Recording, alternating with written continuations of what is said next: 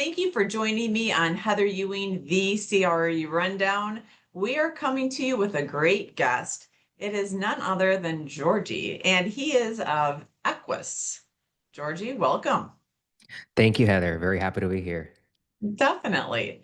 So we met through LinkedIn, like I do many of my guests. It's an emporium for great professionals that are hard hitting, that are overcoming challenges, and are really hitting their stride.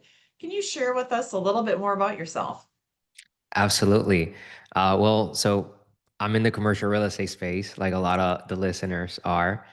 And a little bit different is I come from a deep tech background in AI. So before being full time in commercial real estate investing and development, I was doing AI engineering at Meta, Facebook, and Amazon, and also had my own startup. Today, I focus a lot on the commercial real estate, but also bringing AI into the space, which is a very unique intersection. Oh, that would be heavenly. I mean, you couldn't ask for a better setup, right? Yep, yeah, it's the new and the old together. Exactly. What drew you into commercial real estate? I think it was autonomy and freedom, and that Mhm. means very different things for different people. And even my own definition of them has been evolving with time. But I think with that evolution, my purpose has gained more clarity, and I couldn't be happier with what commercial real estate has allowed me to do. But it was autonomy, freedom, and purpose. That's terrific. So, delving in a little bit further, how did you make the transition? A lot of times people will identify, here I am, this is what I want, but the gap seems too far, right? Where it's so big that I think it's almost like the deer in the headlights where they get frozen. Can you break down or share a couple of the steps that really helped you to make the transition?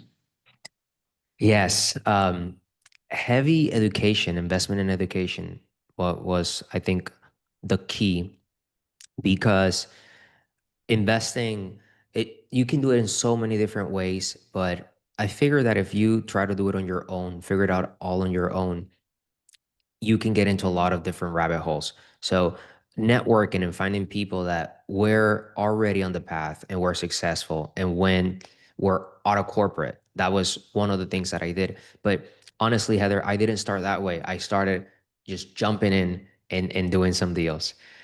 And I started with residential real estate first. The first active deal that I did wasn't really an investment. It was actually a house for my grandmother at the time. That's great. But the geek in me decided to underwrite the deal just like if it was an investment. And I'm very glad that I did because a few things happened where my grandmother didn't want the house after I finished it. And I decided to sell it, and I made about a 20% return 7 months at the time. Didn't know what I was doing, but it came out really well. And that turned on the light bulb, and I continued investing. That got me into duplexes, condos, short term rentals. And then I made the leap into more multifamily, I mean, bigger multifamily in the dozens of unit, 80 units, 70 units, 100 units. And nowadays, I have light industrial. I do developments in the senior housing space, horizontal development with land. And I don't know what's gonna be like in 5 years, but I'm ready for it. Right. There's always an opportunity for growth, right? Absolutely. Definitely. So another question that if someone is new or wanting to get into the arena too, right, of breaking it down a little bit further. So you buy your grandmother this house, which is fantastic. And the underwriting, where did you learn how to underwrite? Did you attend different networking events? Did you ask to mentor with someone? Did you go to our friend YouTube? Or was there another source that you used back then? Okay, so the first underwriting I did, if I still have the spreadsheet, and I would be embarrassed to show the underwriting that I had at the time. Yes, my underwriting skills have evolved significantly after that. But Mhm. I was going on YouTube, listening to a lot of podcasts just like this one, and reading forums. And I Mhm. just put a few pieces together. It made sense. I did not characterize all of the risks, but just enough for that particular time. Right. And in the evolution, I mean, several years later, once I really understood how a pro forma should look like, how to correctly estimate going in and exit cap rates and vacancies and what a CoStar report is and all of these things, I learned that through networking and groups and mentorships, just by being in the circles where there were people already acquiring these properties. So at the beginning, it was all self-thought by just listening passively.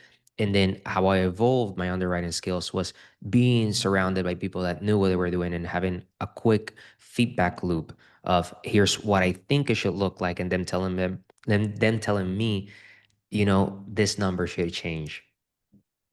Right. Well, and I think that's the beauty too, is that as you put the time in and you keep going up different rungs of knowledge, of understanding how to underwrite, also reducing liability risk. And I, of course, always like to plug that it's really important to have great broker relationships because so much of that is is the deals that are not on the market that you hear about. And I'm a broker myself, as you know, and it's the relationships that we cultivate over the years, decade plus, that's where, yes, it is one simple call, but what people often forget is it's all of the years of providing value, contributing, doing deals, great returns, that type of thing that really do present those types of opportunities. So kudos to you too for continuing to put yourself in the arena where you can obviously you're working hard and you're doing the best of your ability, and then they're able to take you up to that next rung and the next and the next, which is always very exhilarating, in my opinion. Yep, I totally agree. Definitely. So circling back to the AI, so you had that in the initial years. How do you see it shifting and changing, and where do you anticipate commercial real estate going in the next couple of years? Oh, that's a fascinating question. AI has been evolving, as everybody know, so rapidly, and I think there's still many years of evolution. I believe that we're not yet using it to its full potential. Definitely. The way that we use AI today for the commercial real estate investing, it touches everything from acquisitions to the financing, all the way to the operations. And I can give some examples. For instance, there are construction projects that we're doing, and my expertise has been computer vision. And we have cameras that tell us what's going on, how much progress was made. Well, that helps us a lot with the supervision of the projects. That's just one small way that we use it. Of course, in social media and treating parts of your business like a marketing and sales funnel, there's a lot of ways that AI can be deployed there, not just in content creation, but also in the follow-up. As a broker, I'm pretty sure follow-up is one of the most important things on how business is made. Same for investing and development as well. Definitely. Well, and And if you think about it, right, that consistency and the follow through is what does create and maintain the trust with your different clients and also talking with new people. absolutely. And Mhm. lastly, on the acquisitions, AI has uh, probably a lot of people remember when you used to ask AI, what is 2 plus 2? And it said, I think it's 3. But today is a little bit different because now it has different tools. And sometimes I'm experimenting with AI and I'm doing some calculations and it's saying just drop the rent roll, unit mix, and the T12. I'll actually help you do that. I'm like, whoa, slow down. I didn't know you knew how to do this. And when you actually share those information with the AI, now it's writing its own code to do parts of the underwriting. But I do want to caution that you still need to know the math and the why and the inners because AI can only help you so much. You always have to be a critic and challenge some of the assumptions. So AI does not replace that knowledge, it just supplements it very well so you can do things faster. Definitely. And I agree. You have to fact check things. And that's where sometimes I like to just pull up different comps for the Madison market here in Wisconsin, where I am. And sometimes they're on, and other times I'm like, that couldn't be further off. It's citing a triple net instead of the base rent, but it has it reversed, or it's just a very different numbers. So again, it comes back to those relationships where when you broker different transactions, you definitely know not only all of the rents, the TIs, abated rents, everything else that went into the deal, which is priceless. CoStar, the other MLSs, they're nice, but they're definitely not the full story. So I agree completely. Fact checking is crucial. Now, we were talking earlier, and you were born in the Dominican Republic, which I think is fantastic. Share a little bit more about that, and how do you think that's helped you to really get ahead in investing? Yes. So I grew up in the Dominican Republic in this city called San Pedro de Macorís, which is a big baseball city. If you look at the aerial view, there's a bunch of stadiums for baseball. And we were speaking a bit about sport as well, because I know you're a Mm-hmm. marathon runner. And Indeed. yes, I used to play baseball. I did 10 years. Everybody from that town plays baseball. But Mhm. I it was a very humble family that I grew up with. And I always tell the story about how I started into the world of tech. And I was around 7 years old where my dad bought a computer. That was one of the major gifts that he gave me. Yes. And my mother put dial-up internet at the time. So that was one Yes. upgrade that she did. She gave Yep. Brings yeah, you back, doesn't it? it does. It does. So I was just a very curious kid with a computer on the internet, just exploring his curiosity. So that the part of where I'm exploring the curiosity was is very important because even today, everything I do is driven by my curiosity. But when I fast forward when I was 17, I had to decide what to do. And I had a few scholarships and ability to go to universities in the Dominican Republic. And I decided to not do that and move to California. That's a bold move. Yes. I Yeah. had about $1,000 to my name. I didn't have financial support from my parents because they couldn't. So Mhm. I just moved to figure it out. In 1 year, I was already working in in a software company making almost six figures and I was just 19. So It's fantastic. every time I am doing a new business or I am working on a new real estate deal and it seems daunting and I feel the fear in my body, I try to remember all of the things, all of the moments that I was brave. And I think having that log of moments that I didn't know what was going to happen, but I still jumped and I came on the other side even better, that helps me take the leap at the next and the next event.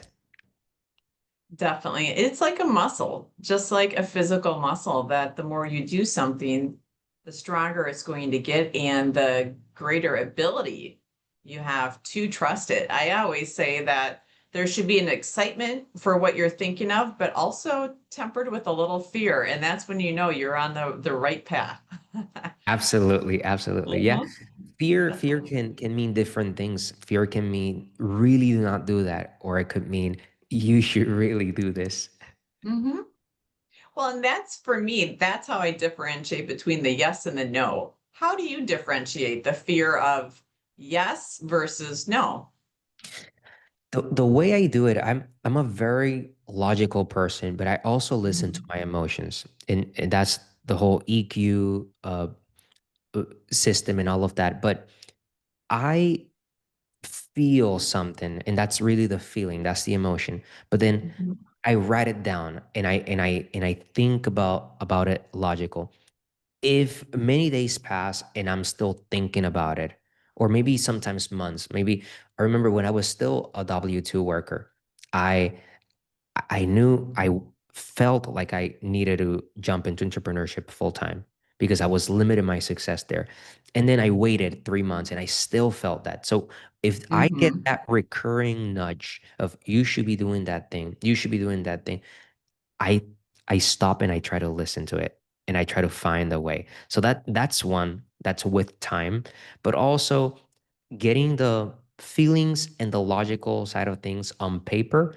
And if there's really no catastrophic risk, I tend to just go ahead and take the leap at that point.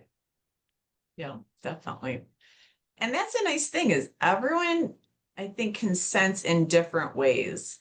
And you kind of learn your own tricks of the trade, if you want to say, in making those decisions of it's trial and error, right? Of these are the indications, this was the decision, what was the result? And life is a series of those. And that's where you also hope that people continually refine that and get better. But I really do like balancing the emotional EQ along with the facts and understanding the upside and the downside because you have to be able to accept either if that's the choice you're going to make.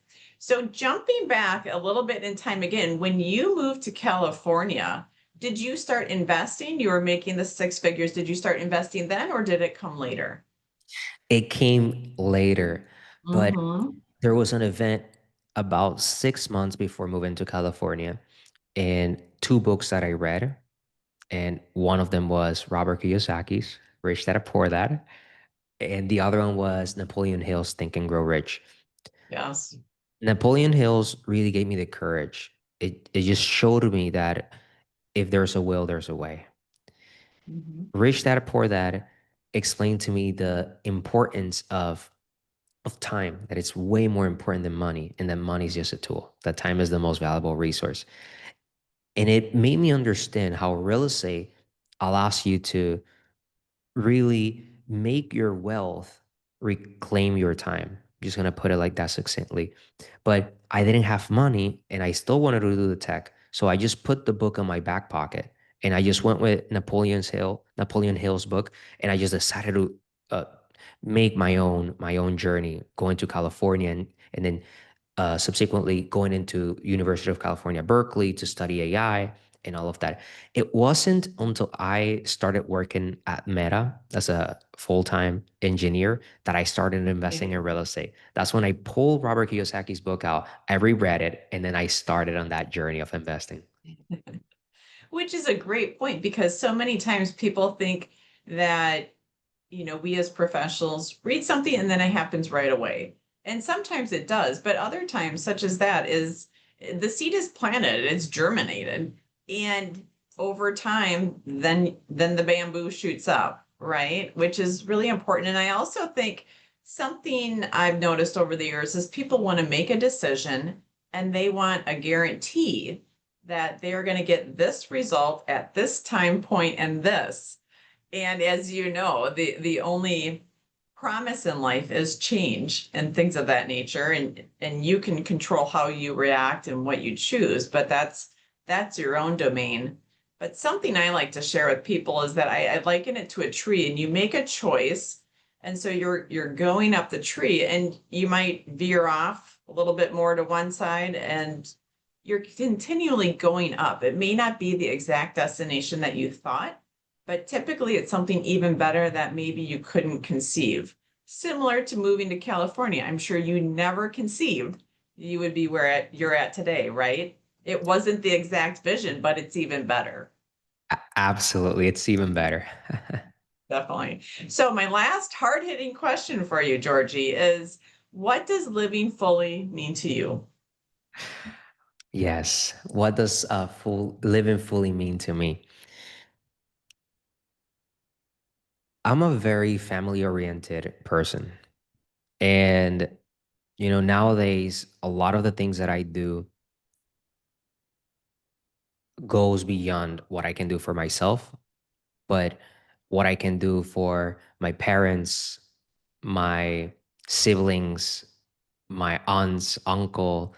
So I think living fully to me means giving and just, you know, having an impact that goes beyond my own life, my immediate life. Which says it all right there. Definitely. Well, Georgie, thank you so much for joining me. And how can people connect with you? LinkedIn is a great place, as well as Instagram. Those are the two social media that I'm typically on the DMs and the messages that I respond myself. So just my full name, Georgie Marrero, and I'm sure it's gonna be linked on the notes as well. Perfect. It sure will be. Georgie, thanks so much for joining me today. And I look forward to connecting with you further on LinkedIn. Absolutely. Thank you so much, Heather.